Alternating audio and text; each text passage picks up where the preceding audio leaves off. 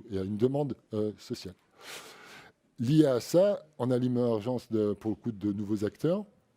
Si on faisait une photographie aujourd'hui, même s'il y a 4000 conseillers qui sont en train d'arriver, mais même sans tenir compte des conseillers, des acteurs qui font de la médiation, qui sont en position de médiation numérique aujourd'hui, il y a 10 ou 15 ans, ça serait hyper intéressant de voir l'émergence de nouveaux acteurs là-dedans. Je parlais clairement des PIMS. Les PIMS, ce n'était pas là-dessus avant. Emmaüs Connect n'existait pas à ce titre-là, pour citer les plus rapides.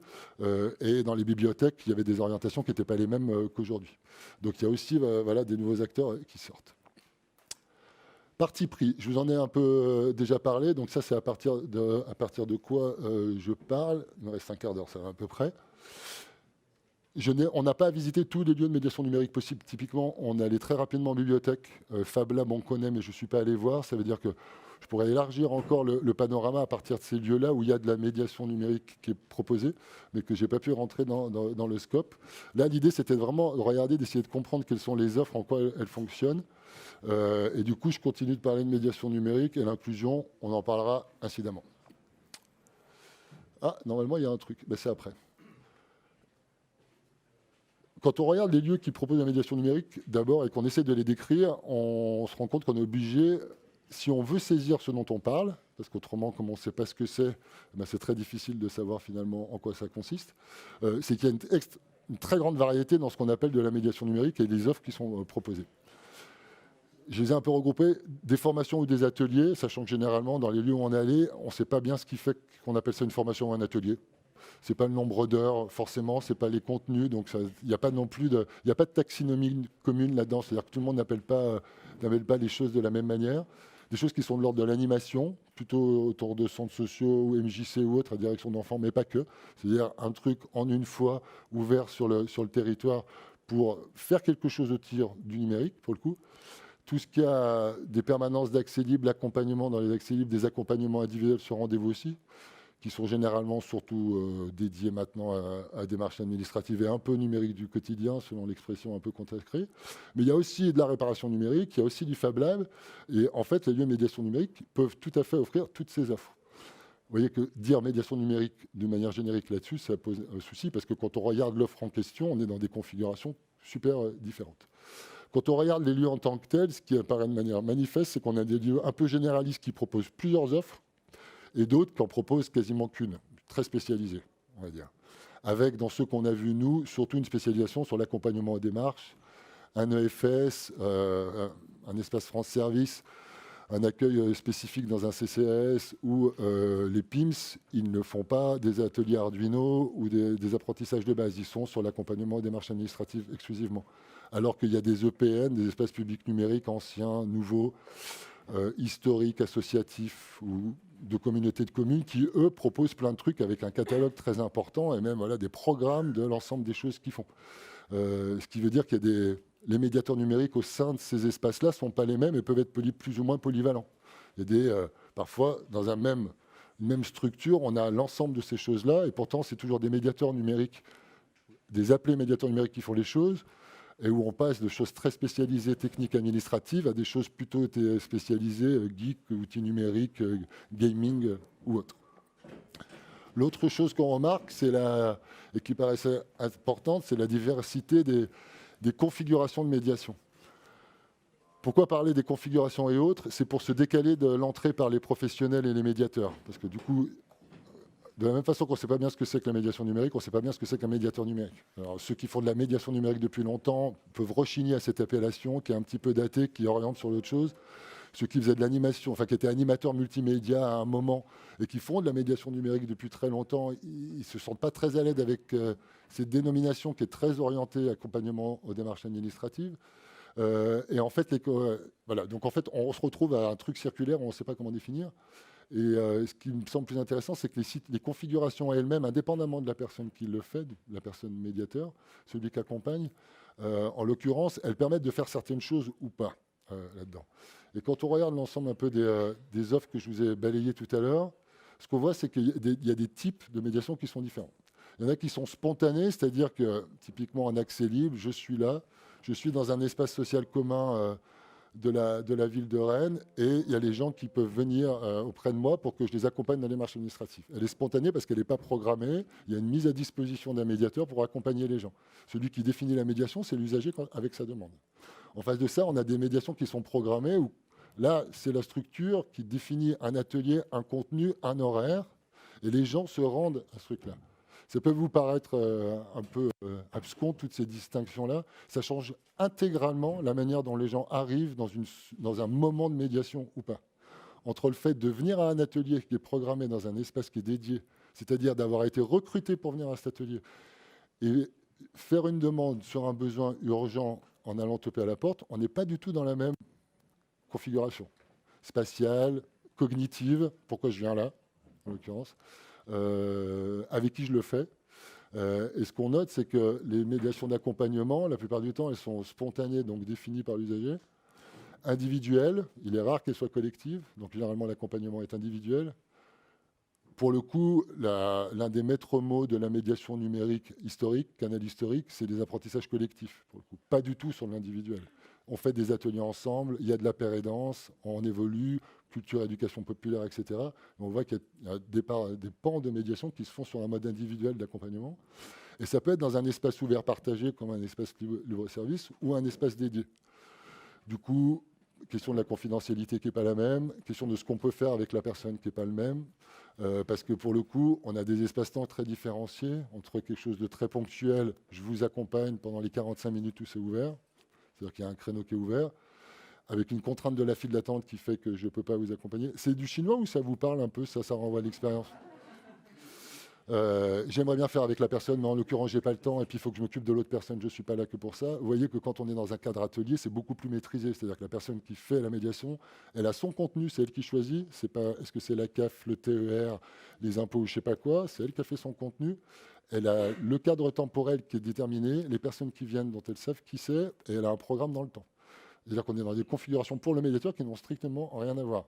D'où le côté être en première ligne quand on fait de l'accompagnement, être un peu au charbon, c'est des expressions qui ressortent assez souvent. C'est beaucoup moins confortable parce que du coup, on est dans une position où on ne sait pas, si on n'a pas lu la dernière note des impôts avec une modification de l'interface de la télédéclaration, on n'a généralement pas été, en tant que médiateur, informé, donc on le découvre avec l'usager. En termes de tranquillité au travail, ce n'est pas du tout les mêmes, là aussi, les mêmes contextes. Les publics sont différents, ce qui ne veut pas dire que les personnes sont différentes. La notion de public, c'est qu'une personne qui se rend pour demander de l'aide sur l'accompagnement administratif ou qui va dans un atelier, ce n'est pas le même public pour la médiation, parce que l'offre génère un public spécifique. Je ne vais pas rentrer là-dessus, il y aurait tout un truc sur les publics, mais il faut aussi penser les offres en fonction des publics qu'elles désignent, pour le coup. Parce que les publics, ils ne se constituent pas comme ça. D'ailleurs, vous bosserez là-dessus, c'est comment on fait venir des gens. C'est pas parce qu'on a une offre que les gens viennent. Ou alors, si vous avez une offre et que vous laissez ouvert, vous allez risquer d'avoir les mêmes gens qui viennent. Et ce n'est pas forcément votre cible. Du coup, penser les publics, c'est vraiment penser en termes de à qui se destine l'offre qu'on a et pas les personnes. Une personne peut être plusieurs publics différents. Commencer par demander de l'accompagnement sur la déclaration d'impôt, être orienté vers des apprentissages de base et devenir un public des ateliers. Et puis à partir de là, faire du perfectionnement et puis d'être webographe au bout de 5 ans parce que vous l'avez orienté après sur une professionnalisation. Et ça, c'est à chaque fois des publics différents. Et puis les finalités qui sont poursuivies sont elles aussi différentes.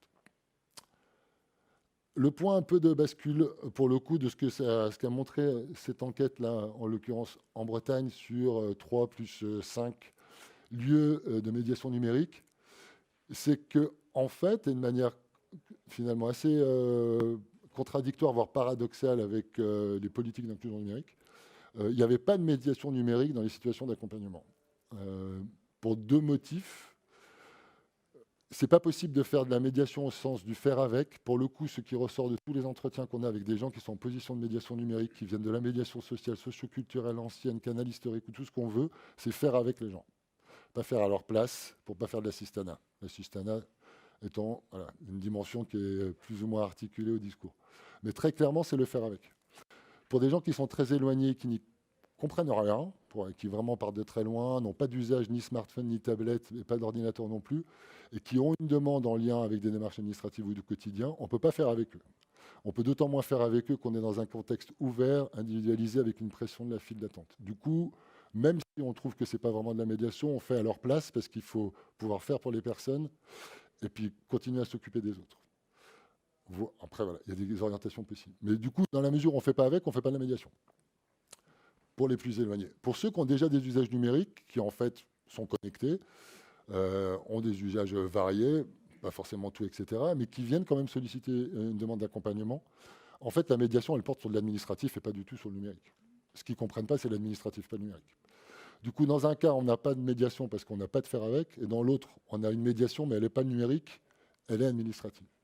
Ce qui fait que le parangon un peu de la médiation numérique et l'accompagnement des marchés en ligne, quand on regarde comment ça marche en termes de médiation, en fait, on est sur de la médiation administrative ou pas de médiation.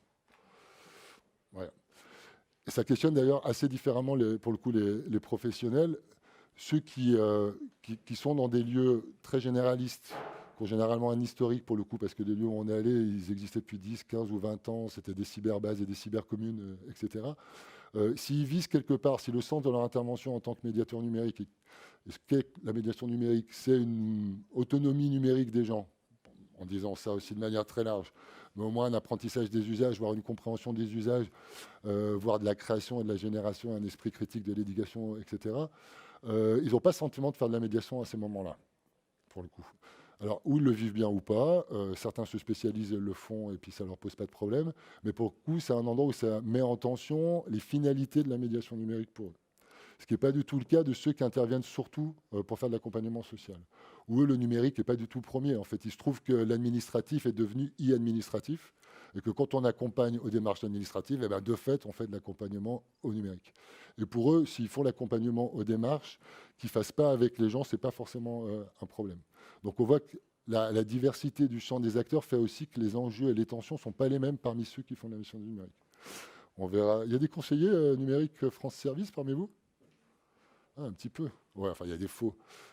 On verra, voilà, ça sera intéressant de voir, vu il y a les trois pas, là, les trois socles, entre le numérique du quotidien, des marches administratives, montée en compétences. Ce sera intéressant de voir sur quoi il y a le plus d'accompagnement là-dessus, à la fin. Il se trouve qu'on fait une recherche commandée par l'ANCT sur ce dispositif-là. Je vous en parlerai éventuellement après, parce que je vais vous bossiez, mais ça sera l'un des trucs, si, vous allez peut-être recevoir les questionnaires, ça sera vraiment intéressant d'avoir la distribution de ça. Est-ce qu'on est à 80% sur l'administratif et 20% sur le numérique? Je vois qu'il y a des trucs où il y a des ateliers qui sont prévus. J'ai accès à Mattermost. Je ne saurais pas le dire, mais du coup, c'est vachement intéressant de voir, il y a des profils hyper différenciés. Pour le coup, il y en a qui sont vraiment que sur des ateliers. Donc là, où, pour le coup, ce qu'on va faire aujourd'hui, ça va les intéresser, mais vu de derrière, on va dire. Et d'autres qui ont des choses très, très mixtes, pour le coup, avec des ateliers, de l'accueil public et autres. On verra ce que ça donne dans le temps, parce que c'est quand même une force de frappe qu'on n'a jamais eue.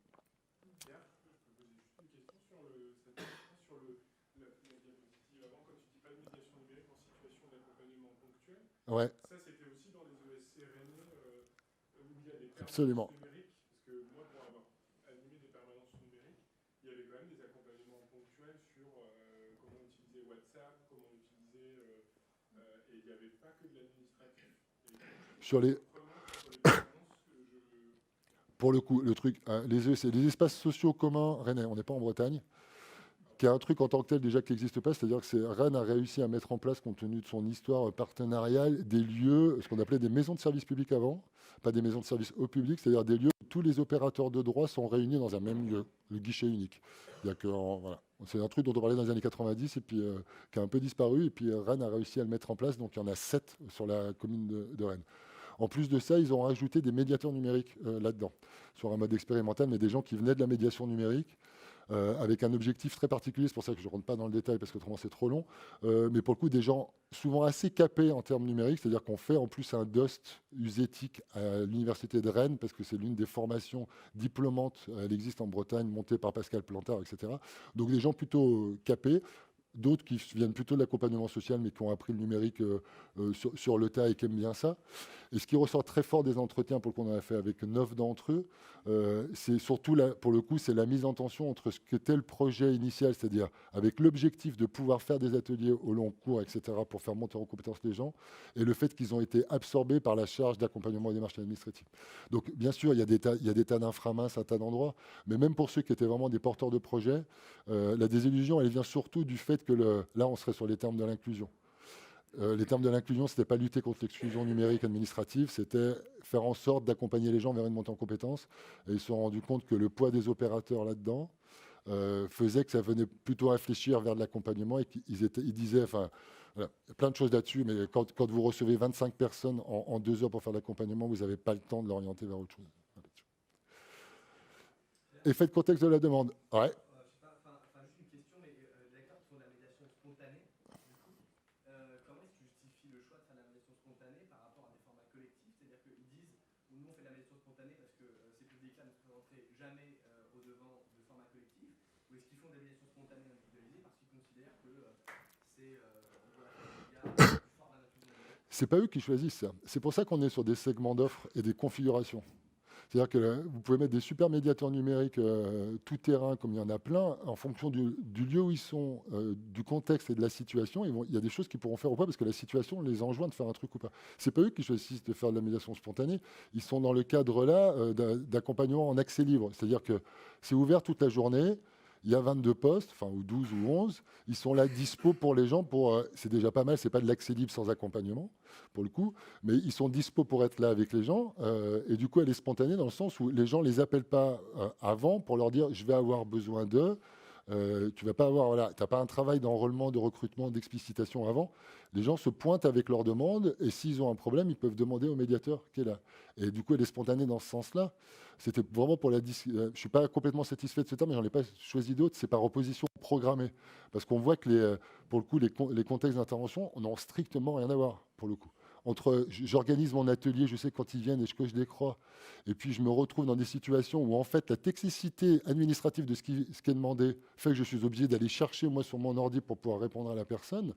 Ça n'a strictement rien à voir. C'est ce qu'on voit sur l'administratif. Les médiateurs numériques, ils apprennent. Alors, ils ont les compétences qu'ils ont en tant qu'usagers de services publics au départ. Dans les EFS, ils ont une formation et autres. Mais tous ceux qui ont, dans les bibliothèques, c'est la même chose. Tous ceux qui ont encaissé la vague de dématérialisation, ils ont appris sur le tas.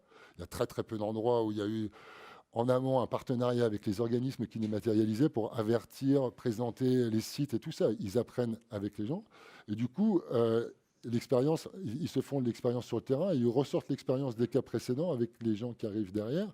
Mais dès qu'il y a des changements, tu te retrouves à nouveau un peu à poil devant une demande technique où là, tu fais du médiateur numérique, du « je me débrouille avec Internet ». Donc, je me balade dans la page, je vais regarder, etc. C'est là qu'elle est spontanée, c'est-à-dire que c'est vraiment dans l'opposition à la spontanéité. Ce n'est pas le médiateur qui choisit, c'est la configuration qui le détermine. Je me mets du côté des usagers, je vais un peu vite, on prend le temps de débriefer un peu après pour que vous ayez le temps un peu de tchatcher entre vous. Ce qui ressort aussi fortement et qui est justement un effet là très fort du contexte de la demande, les gens viennent pour le coup pour résoudre un problème administratif. Quand ils arrivent sur ces segments-là qui sont celui qui pèse, alors j'ai un tropisme fort là-dessus, c'est de se dire, l'un des enjeux c'est de faire, il y a un besoin, il faut répondre à ce besoin. Alors, où on s'occupe que de répondre à ce besoin et on continue de dire qu'on veut faire monter l'inclusion numérique comme monter en compétences administratives, de l'autre côté, mais je pense qu'on va avoir deux poids, c'est-à-dire qu'on va répondre à un besoin pour 90% des gens, enfin, ça va peser dans 90% des interventions. Si on veut faire en sorte qu'il y a globalement, c'est un postulat, on n'est pas obligé d'y souscrire, mais qu'il y a un enjeu à faire passer vers des outils numériques, le monde numérique, de l'éducation numérique, tous ceux qui viennent parce qu'ils ont un besoin administratif, il faut regarder comment on peut articuler, comment on peut se faire cette orientation d'un segment à un autre. Et quand on regarde justement dans les ESC ou autres, l'une des choses qu'ils disent, et ils le disent tous, la difficulté, c'est comme il n'y a pas la possibilité dans le cadre de la réponse ponctuelle de faire un accompagnement pas à pas. On pourrait se dire, on a le temps. Donc, la personne arrive, elle n'a jamais utilisé un ordi, une souris, un clavier. Si vous commencez à faire ça, autant vous dire que vous en avez pour plusieurs séquences de 3 heures. Sa demande, elle porte sur sa déclaration d'impôt à rendre pour le soir. Donc là, vous êtes pris en tension voilà, il y a une tension d'objectif et puis en l'occurrence de temporalité. Donc vous pouvez vous dire, je réponds à l'urgence là, je fais à sa place et je l'oriente après. On verra les questions que ça pose et puis et en l'occurrence, c'est là-dessus que je voudrais bien que vous bossiez. Mais ce que disent beaucoup des médiateurs rencontrés, c'est que pour le coup, ils viennent pas pour apprendre le numérique. Ils viennent pour résoudre un problème administratif. Il faut l'avoir en tête dans les trucs, très fortement, je pense, là-dessus. Et en plus, pour ceux qui sont plus éloignés, pour le coup, il ne s'agit pas du tout de ça. Et on verra un peu pourquoi, ce qu'il y a d'intéressant, c'est que sur l'un des sites, qui faisait partie des lieux qui ont une offre généraliste, c'est-à-dire où un médiateur peut faire une orientation en interne de sa structure de l'accompagnement des démarches administratives à un atelier, ce qui n'est pas possible pour les lieux spécialisés, entre nous soit dit, sur un territoire. Là, comme ils ont une offre vachement, c'est bon, là je fais votre place, que j'ai pas le temps. Par contre, on a un atelier jeudi après-midi si vous voulez venir. Il y a des gens qui viennent, et depuis 2-3 ans, le Covid a un peu foutu, ouais, c'est un peu modifié les perspectives historiques, mais depuis quelques temps en tout cas, ce qui n'était pas du tout le cas avant, ils se retrouvent avec des publics qui viennent aux formations, des ateliers en plusieurs séances, 8 séances de 3 heures quand même, c'est pas rien, et qui en fait n'ont pas envie d'apprendre. Ils sont là et en fait, on comprend pas. Avant, les gens, ils venaient mollement, doucement, ils avaient envie d'apprendre l'informatique, etc. On faisait des trucs, ils apprenaient pas grand-chose, plus ou moins, mais bon, ils bossaient entre les séances, il y avait moyen d'organiser quelque chose. Là, maintenant, il y en a qui viennent, ils se posent et ils veulent pas apprendre. Ils disent, mais pourquoi vous venez? Parce que je suis obligé. Voilà.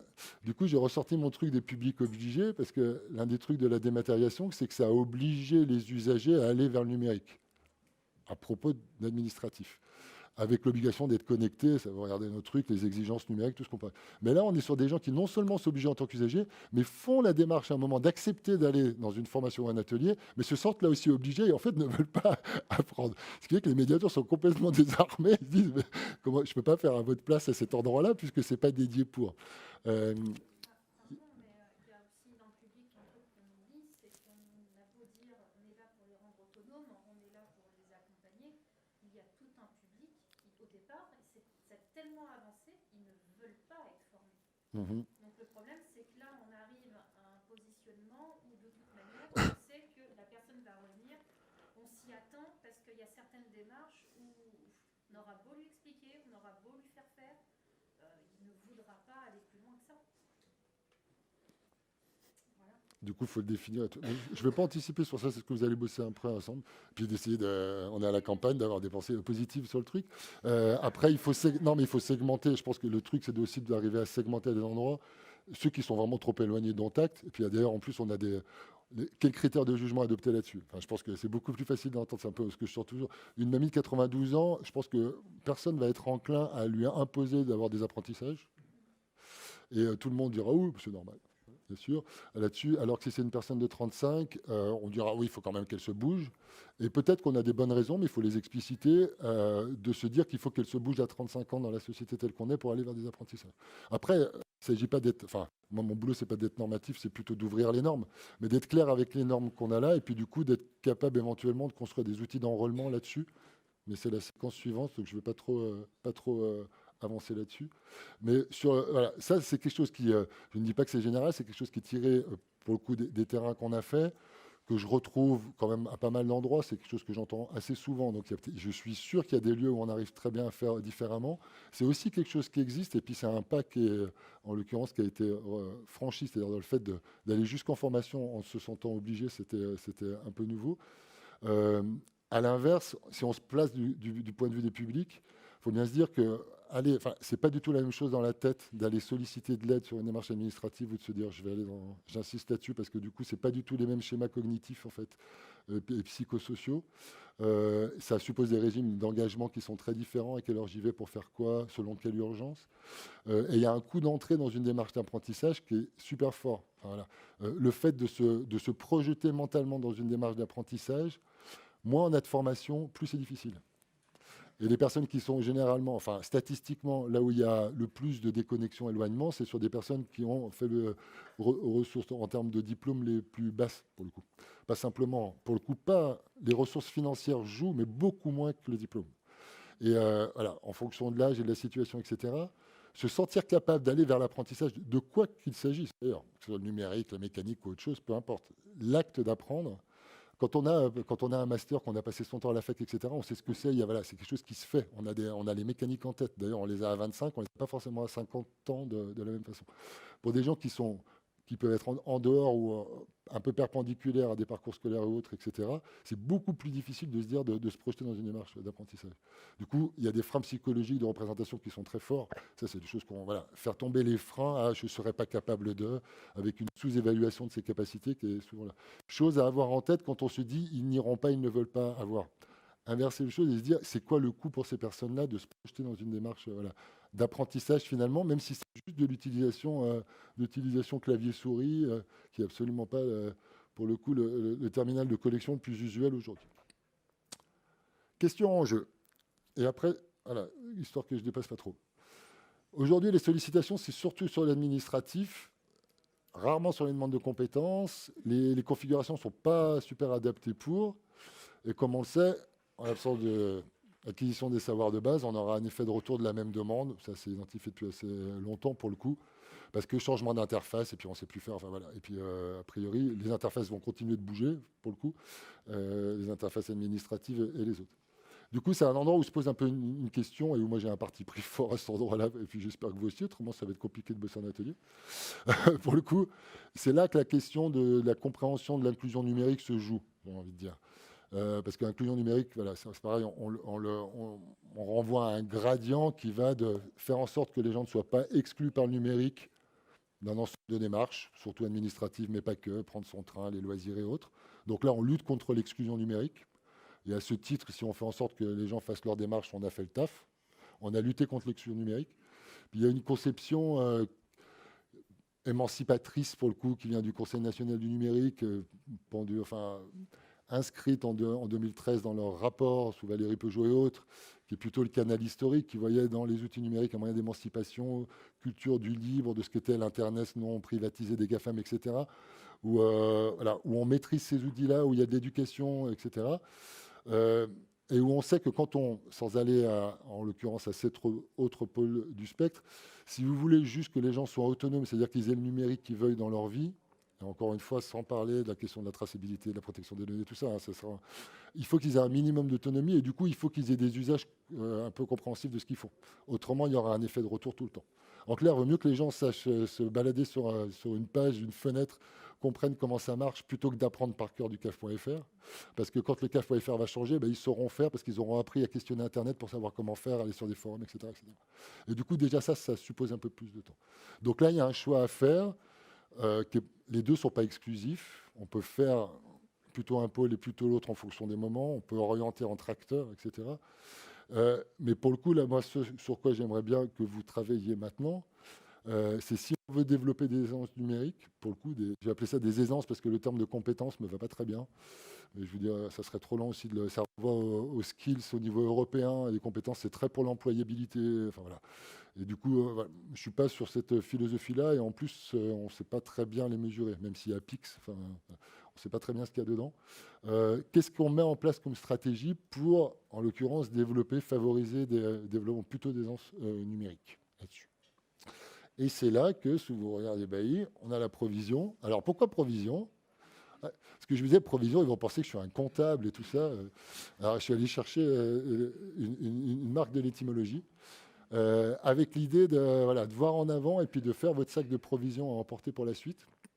Parce que je pense que c'est des choses que, compte tenu de vos pédigrés, vous allez pouvoir travailler, qui sont peut-être déjà travaillées, qui vont devoir être travaillées dans des nouveaux contextes avec l'arrivée des conseillers, des stratégies numériques territoriales qui viennent. Avec, pour le coup, voilà, cette idée, qu'est-ce qu'on fait pour faire monter la population en compétences là-dessus? Termes de stratégie, mais ça pourrait être aussi économie, organisation, par quoi on passe. En tenant compte, c'est-à-dire en répondant notamment à 3 enjeux, pour le coup. La question de l'orientation vers une offre adaptée. L'idée là-dedans, c'est... Alors, on n'a pas beaucoup de temps, mais si on pouvait éviter les listes d'invocations, ce serait bien. Vous ne pouvez pas me faire une stratégie hyper concrète, opérationnelle au dernier degré, on est d'accord.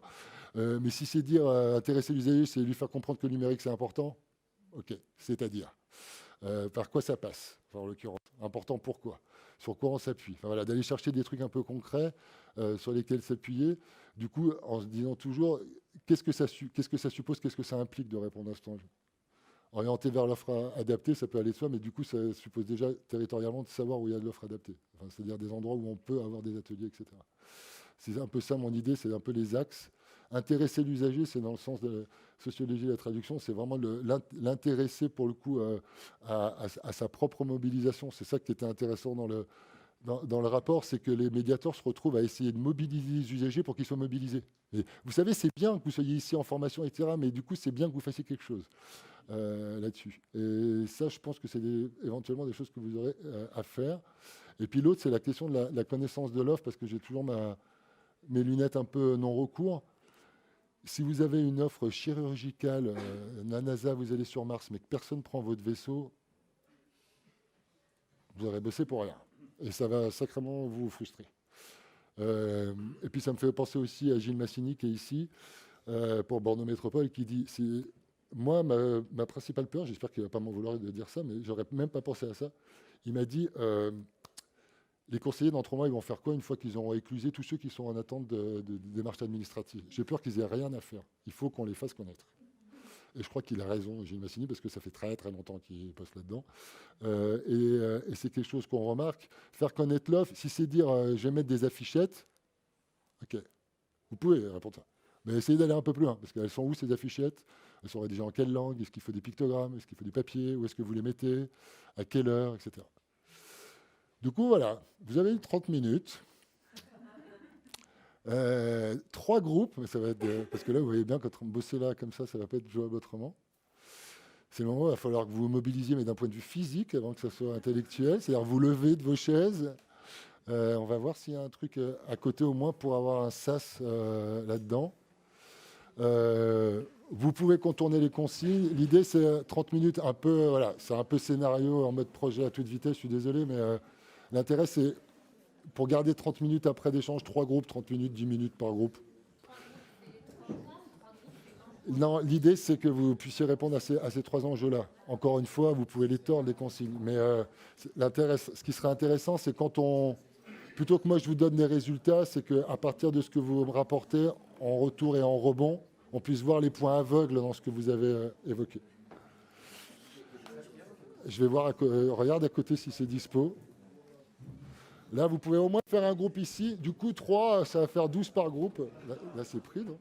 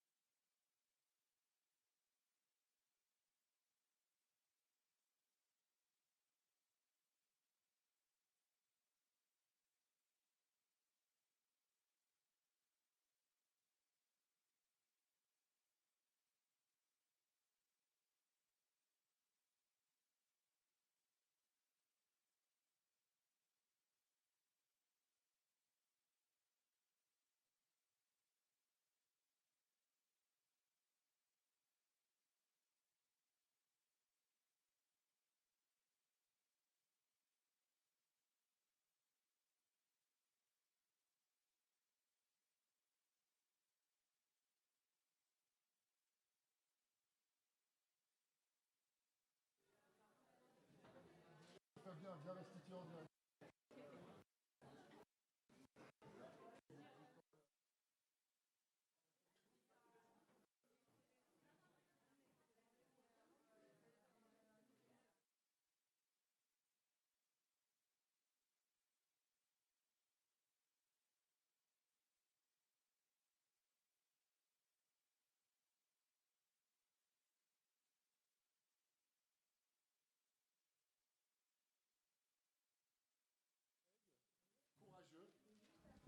Et en plus, tu as un micro. Je te tiens le truc si tu veux. Ouais, je viens. En fait, le micro, c'est pas pour nous, c'est pour ceux qui sont devant leur écran et qui nous entendent pas. Je vais faire l'homme. C'est bon comme ça? Oui. Normalement, c'est ce que je te dis. En fait, c'est pour la télé, c'est pas pour nous. Ah, d'accord. Installez-vous sans faire de bruit. Donc, nous, on est parti. On a découpé en 3 sur les 3 questions. Donc, je vous l'ai fait dans l'ordre, même si on l'a pris dans le désordre, en fait, mais c'est pas grave. Donc, sur Orienté, on s'est dit d'aller chercher les publics là où ils sont. Donc, des fois, ils sont déjà dans des associations, ils sont déjà dans des structures. Donc, du coup, c'est à cet endroit-là qu'on peut aller les rencontrer. Constituer une petite boîte à outils, ça, c'est plutôt pour les conseillers numériques, pour les médiateurs, d'avoir aussi une petite boîte à outils, d'annuaires, de références, de types d'activités qui pourraient activer rapidement pour la présenter aux personnes. Intéresser, l'idée de se dire de partir de la préoccupation du quotidien, d'être très terre à terre, de sortir des ateliers, genre, je sais pas, venez apprendre Excel, ça ne marchera pas. Par contre, aller sur, là en ce moment c'est l'augmentation des prix de l'énergie, c'est bientôt le Black Friday, donc tout ce qui est achat en ligne. On peut imaginer presque un marronnier de la médiation numérique où par période on pourrait avoir des thématiques qui peuvent intéresser les gens dans leur quotidien. L'idée aussi d'aller faire de la médiation numérique ailleurs, de sortir du lieu et d'aller dans les lieux là où ils sont. Faire venir des publics constitués ailleurs, ça peut être une autre approche. On a évoqué la question par exemple de l'apprentissage du français langue étrangère dans les quartiers. Pour les publics allophones, ils sont déjà constitués en groupe et du coup on pourrait les faire venir dans des lieux de médiation numérique puisqu'ils sont déjà dans un format d'apprentissage et de les amener progressivement à la médiation numérique. Moi, j'évoquais l'idée du permis de conduire, parce qu'ils sont déjà aussi dans un format d'apprentissage. Donc, dans les auto-écoles, est-ce qu'on ne pourrait pas faire de la médiation numérique dans les auto-écoles? C'est pour lever le frein, le point d'entrée sur la médiation numérique qui était évoqué tout à l'heure, le coût d'entrée dans l'apprentissage. Moi, j'ai noté juste à la fin, je ne l'ai pas vraiment partagé avec le groupe, mais je me demandais si on ne devrait pas construire l'offre avec les publics, c'est-à-dire qu'avant même d'imaginer les ateliers, mais avoir un endroit quelque part, dans un lieu, pour leur faire une vaste proposition de type d'activité, de leur dire allez-y, qu'est-ce qui peut vous intéresser? Et du coup, ça permettrait aussi de leur montrer l'amplitude de ce qu'on peut faire avec le numérique aujourd'hui. Et puis après, faire connaître l'offre, on est resté sur des trucs plus connus. Les réseaux sociaux, ça peut être utile, mais de manière indirecte, pas forcément les personnes, parce qu'elles sont en général en difficulté avec le numérique. Mais indirectement, leurs familles, leurs amis peuvent les orienter ensuite s'ils ont vu l'info. Le bouche à oreille, super important. Des lieux stratégiques, les mairies, les missions locales.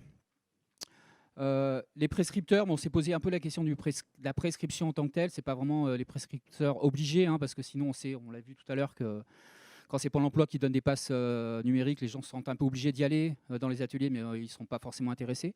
Donc c'est plutôt des conseillers ou des prescripteurs un peu qui donneraient envie, en fait. Le porte-à-porte dans le milieu rural, super important. Un lieu pérenne avec de la présence pour que les gens puissent savoir aussi qu'il y a à cet endroit-là, ça se passe, et donc que ce soit un lieu clairement identifié. Et puis passer par les assos locales, c'est la base pour pouvoir toucher les gens. Voilà ce qu'on s'est dit.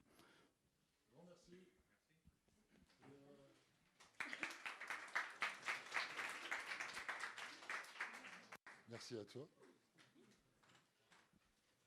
À toi,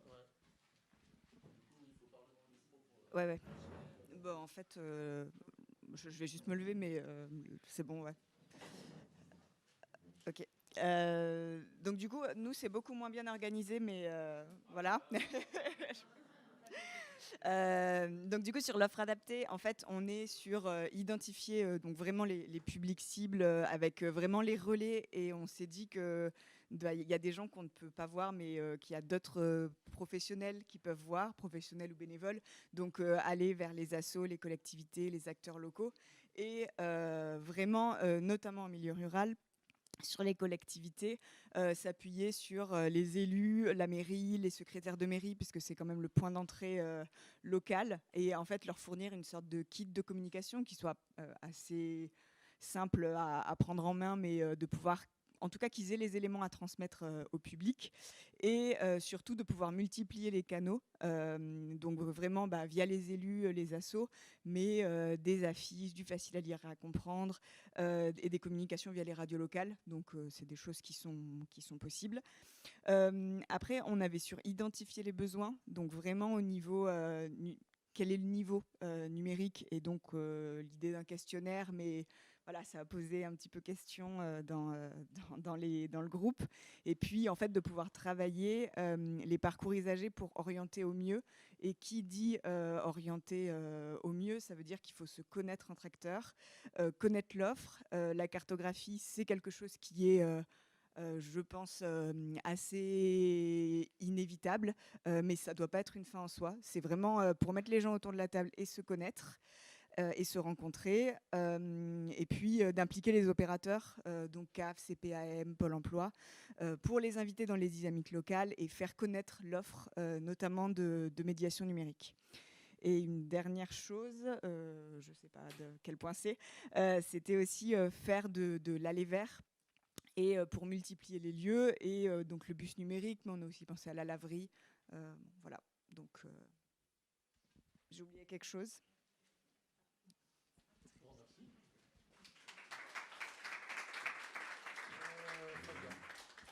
Merci Pierre.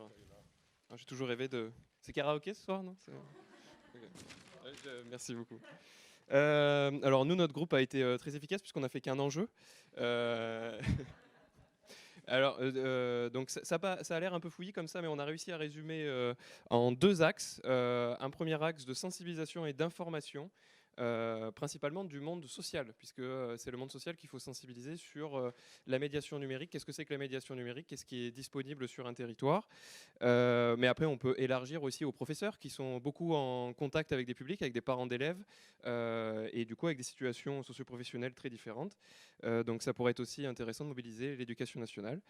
Et un deuxième axe qui est complémentaire au premier, puisque l'idée, ça serait de diagnostiquer à la fois ce qu'il y a sur le territoire, l'offre disponible, les acteurs disponibles sur le territoire, et puis diagnostiquer le besoin des gens.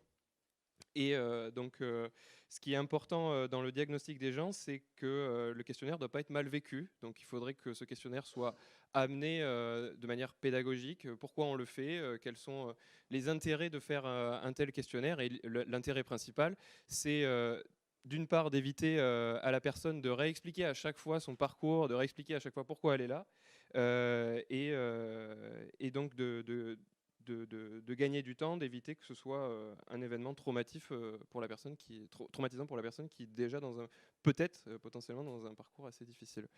Donc voilà, tout ça après se combine avec d'autres enjeux, le fait de mettre à jour régulièrement ce diagnostic de territoire, puisqu'il y a un turnover assez fort, il y a des tensions sur un territoire, notamment politique.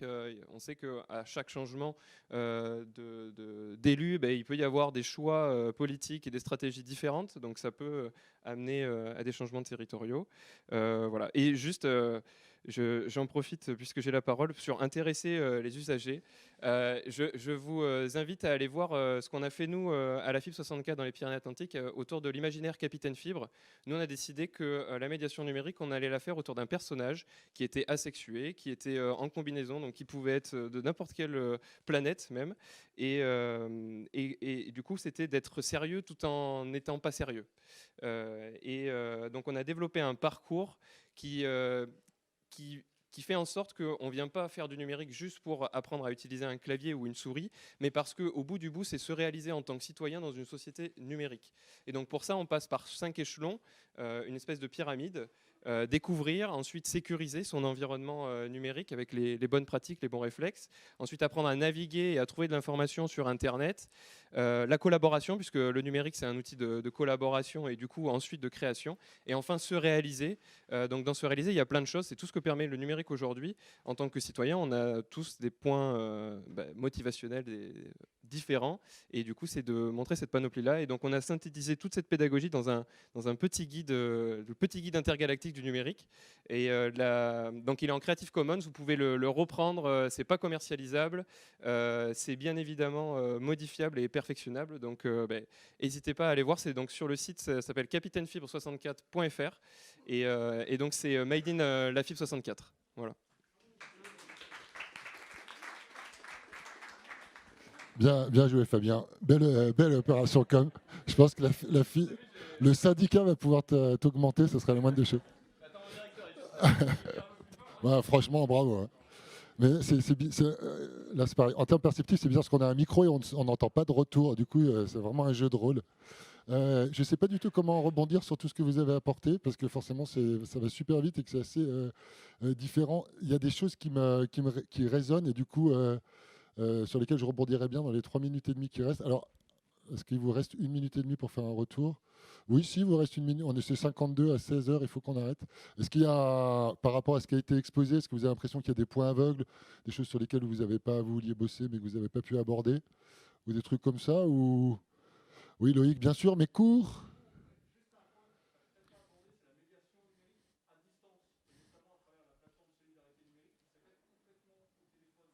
Oui. C'est faux. Ouais, non, parce que si tu laisses le micro, c'est mort. Tu as complètement raison. Pour le coup, il est, sur les formes d'accompagnement à distance, pour le coup, qui sont aussi de la médiation numérique, et puis de redoubler éventuellement. Oui, c'est juste. Mais alors, tout va dans le scope qui serait aussi à penser, parce que sur les modes d'accompagnement, on se remet à parler de figital, là, ce mot valise pas très joli, la nécessité de remettre du physique en accompagnement digital, etc. Et sur la ça, c'est toute la discussion qu'il y aurait à avoir sur qu'est-ce qu'on fait des organismes qui dématérialisent pour le coup. Et voilà, Mais ça, si on rentre là-dedans, vous voyez bien que ça prend une place phénoménale. Et pour le coup, j'ai entendu qu'il y avait un intérêt à les impliquer localement dans des démarches territoriales. Ça paraît indispensable, c'est coûteux. C'est coûteux. Enfin, juste tous les retours que j'ai toujours eus montrent que c'est coûteux. Alors, de manière assez différente, avoir des élus, c'est utile pour appuyer, effectivement ça. L'arme politique peut être importante. C'est coûteux et pourtant c'est indispensable parce que, si vous voulez, d'une manière générale, et même s'il y a les EFS, on verra ce que donne la formation à ces démarches-là au niveau des CNFS. Je suis impatient de voir ça dans les résultats.